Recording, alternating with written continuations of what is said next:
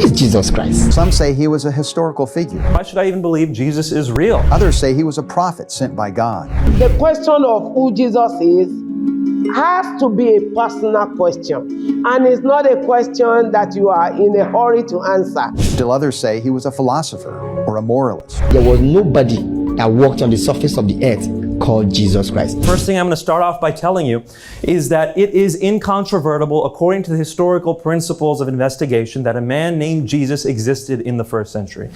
How do we know this? We have over 40 records of Jesus' life from ancient times describing this man who is essentially a carpenter in Palestine. He didn't have much of anything. He wasn't a centrally important figure at the time, yet we have 40 sources that refer to him. You know who the emperor was at Jesus' time? Someone shout it out.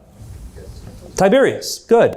Publius Cornelius Tacitus, who was born a couple of decades after Jesus' death. Tacitus not only gives a direct reference to the particular Jesus in question, but interestingly, he also states that Jesus was crucified by Pilate. In his Annals, 115 AD, in chapter 44 of book 15, he discusses Christians being targeted as a scapegoat by Nero, stating, "Nero fastened the guilt and inflicted the most exquisite tortures on a class hated for their abominations, called Christians by the populace." And when he uses the expression abomination, he's actually referring specifically to the early Christians believing that they were partaking, at least some early Christians believing that they were partaking of the literal body and blood of Christ every time they were taking the sacrament, which sounded as an abomination to Roman ears. Christus, for whom the name has its origin, suffered the extreme penalty during the reign of Tiberius at the hands of one of our protectors, Pontius Pilate, and a most mischievous superstition, thus checked for the moment, again broke out not only in Judea, the first source of the evil, but even in Rome, where all things hideous and shameful from every part of the world find their center and become popular. Accordingly, an arrest was made of all who pleaded guilty. Then, upon their information, an immense multitude was convicted, not so much of the crime of firing the city as of hatred against mankind. What Tacitus is saying is that Nero, in his opinion, was using Christians as scapegoats. Now, it should be noted here that some question if perhaps Tacitus was simply repeating something the Christians themselves were saying with no backing source elsewise. After all, it had been at this point many decades since Jesus was apparently executed. Most scholars consider Tacitus' explanation and mentions of Jesus and his execution to be of high historical value, and it is generally considered to be an authentic, independent Roman source. To add to that, we have to remember that when Tacitus wrote history, if he considered the information that he was presented to be not entirely reliable, such as hearsay or something that he hadn't witnessed himself, he would normally add indications for the readers. No such indication has been added to this specific mention.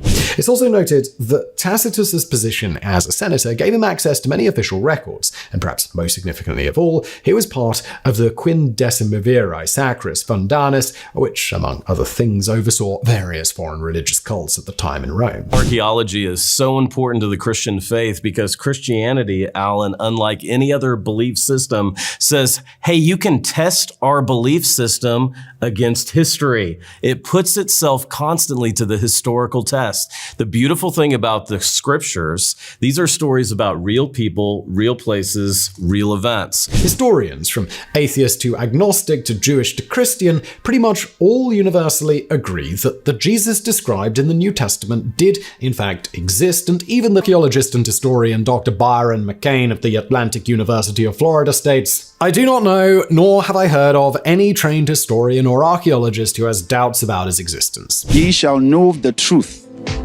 and the truth shall make you free." There are no archaeological evidence of any person called Jesus Christ. We live in the golden age of Christianity right now. There's so much evidence available. Professor Emeritus of Jewish Studies and Archaeology at Duke University, Dr. Eric Myers, concludes with Dr. McCain, chiming in, "I don't know any mainstream scholar who doubts the historicity of Jesus. The details have been debated for centuries, but no one who is serious doubts that he's a historical figure. Those who deny the existence of Jesus are like the deniers of climate change." We even have non-biblical accounts about Jesus.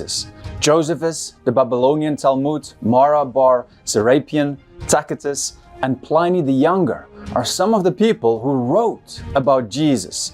Tacitus, for example, he was a historian and a senator in the Roman Empire around the 1st century AD. And he wrote this about Jesus. Christus, the founder of the name, was put to death by Pontius Pilate, procurator of Judea in the reigning of Tiberius. This confirms not only that Jesus existed at that time, but it also tells us that what the Bible says about Jesus' crucifixion is true. Now, let me tell you about Pliny the Younger. He was the Roman governor of Bithynia et Pontus, and he wrote a letter to the Emperor Trajan around 112 AD and asked for advice to deal with the Christians, who in his words, sing responsively a hymn to Christ as to a God. Now this also proves that Jesus was not just regarded as a man, but as God. Jesus was dead, execution, early accounts, which I believe discounts the possibility this is a legend. Third E is for empty tomb. And there's lots of reasons why we believe the tomb is empty, but I think the most convincing reason is that even the opponents of Jesus implicitly admitted he appears alive in a dozen different instances to more than 515 people, to skeptics and doubters, to men, to women, to groups, to individuals, indoors, outdoors, daytime, nighttime. The disciples talked to him. They ate with him. They touched him. But here's what's interesting about the eyewitnesses. Remember I said earlier, in ancient history, we're lucky if we have one or two sources to confirm a fact. Well, for the conviction of the disciples that they encountered the resurrected Jesus, we have no fewer than 9 ancient sources, inside and outside the New Testament, confirming and corroborating the conviction of the disciples that they encountered the resurrected Jesus. That is an avalanche of historical data. I choose to believe the Bible because it's a reliable collection of historical documents written down by eyewitnesses during the lifetime of other eyewitnesses. They report to us supernatural events that took place in fulfillment of specific prophecies and claim that their writings are divine rather than human in origin. If you enjoyed it, please like, share, and subscribe to our channel for more biblical lessons and insights.